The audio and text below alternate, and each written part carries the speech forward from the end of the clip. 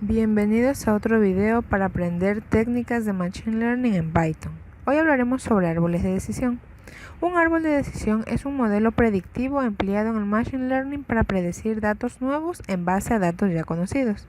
Ahora desarrollaremos un ejemplo de árbol de decisión en Python, por lo que deberemos ejecutar Jupyter Notebook. Primero empezaremos importando las librerías a usar, las cuales son Pandas para trabajar con CSV y Excel, sklearn, que es una librería propia para Machine Learning. Dentro de esta importaremos las clases tree para diseñar un modelo de árbol y model selection para dividir los datos iniciales en dos matrices de datos nuevos, una matriz para datos de prueba y otra para datos de entrenamiento. Luego se proceden a importar las librerías para graficar y visualizar el árbol de decisión conjuntamente con su clasificación. Luego debemos indicar la dirección en la cual vamos nosotros a encontrar el archivo CSV que contiene el dataset a ser manipulado y se le asigna a una variable. Es importante que los datos se encuentren limpios y no posean ningún valor nulo, así que se emplea la función dropNA para limpiar los datos y eliminar todos los valores que puedan ser nulos.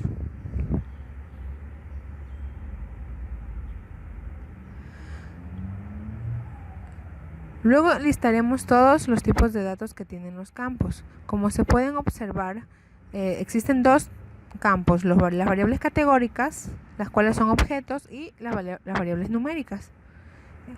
Ahora, para obtener los estadísticos principales, vamos a escribir el comando .describe. Con esto podemos visualizar los diferentes estadísticos de todas las variables numéricas que posee el dataset. Para tener una idea de cómo están los datos, vamos a imprimir todo el dataset y así visualizaremos el formato que tiene cada dato, cada campo. El ejercicio a realizar busca predecir la especie de la planta en base a un conjunto de datos numéricos como son el perímetro, el área, la altura, la anchura, etc., que se han ingresado. Y la predicción será tomada en base a los datos que se encuentran en el CSV. Ya con la data limpia es importante especificar cuáles son las columnas que poseen los datos numéricos, ya que el árbol solo puede aprender ellos. Para esto se seleccionaron 8 conjuntos de datos, 8 columnas que deben ser datos numéricos, como son el perímetro, la altura, la anchura máxima, entre otros. Estos datos son conocidos como variables predictoras y con esto se realizarán las futuras evaluaciones para la predicción.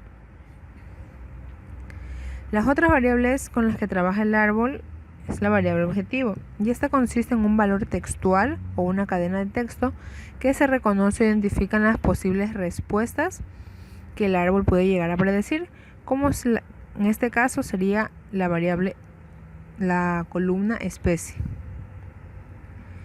Luego imprimimos los datos numéricos con los cuales vamos a trabajar, y seguido de esto tenemos que crear las etiquetas de las variables, tanto predictoras como la variable objetivo.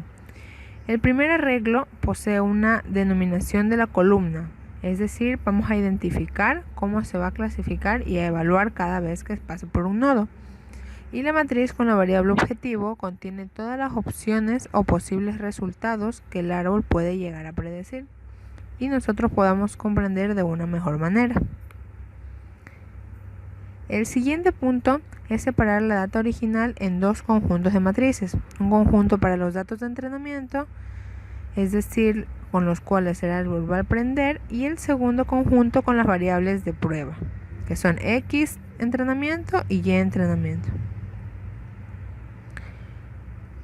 Ahora empezaremos el proceso de creación e inicialización del árbol de decisión en una nueva variable, empleando la clase DecisionTreeClassifier.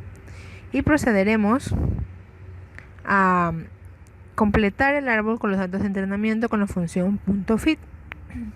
Esta opción también se conoce como entrenar al árbol y mostrará como resultado los parámetros con los cuales se ha creado nuestro árbol de decisión. Como no le hemos asignado ni un parámetro, al momento de inicializarlo, los datos que vos dará son por default.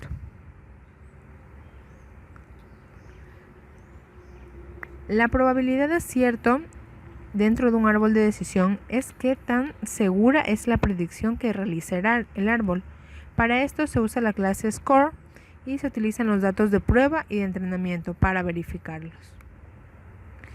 Entre más cerca el porcentaje de predicción se encuentre de 1, quiere decir que la probabilidad de acierto es mucho mayor.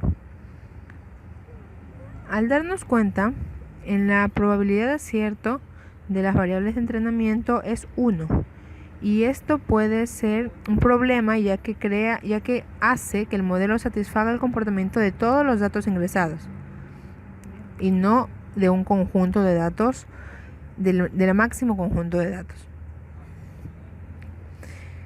Para solucionar esto, realizaremos lo que es el sobreajuste, aumentando o disminuyendo la profundidad del árbol. Pero primero realizaremos el árbol de decisión para poder visualizar cómo se encuentra estructurado. La profundidad que posee el árbol es de 7 y en cada nodo se visualiza la comparativa que hace para poder evaluar y obtener una predicción. Para saber cómo evalúa el árbol, es necesario saber el orden jerárquico de la importancia de las características. Para ello vamos a emplear el siguiente código, lo cual muestra un gráfico con las características que poseen mayor importancia y cuál será evaluado primero. Quiere decir, el average blue es la característica que posee mayor importancia dentro de la primera evaluación. Y para resolver el sobreajuste se debe disminuir la profundidad del árbol. Para esto vamos a ejecutar primero la función maxDepth para saber cuál es la profundidad del árbol actual. Es 7. Ahora nosotros inicializaremos nuevamente el árbol, pero dando un parámetro que indique que la profundidad máxima sea un valor menor, en este caso 4. Luego volvemos a entrenar el árbol con las variables de entrenamiento y vemos los porcentajes de acierto que cada matriz de datos tiene. Como nos podemos dar cuenta, el conjunto de datos de entrenamiento ya no posee un valor 1, sino aproximado, es decir, ya se ha realizado el sobreajuste del árbol de decisión. Ahora graficaremos el nuevo modelo del árbol de decisión con el mismo código anterior.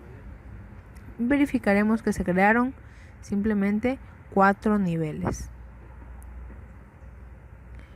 Como ya se encuentra creado el modelo del árbol, se ingresa un nuevo conjunto de datos. Cada dato representa la etiqueta indicada en la parte superior. Ahora procederemos a predecir los datos con la función .predict.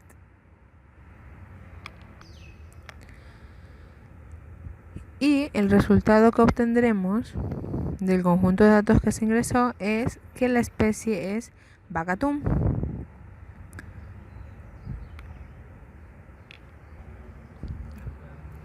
Y como resultado, para saber que el árbol acertó, lo que tenemos que hacer es ir evaluando cada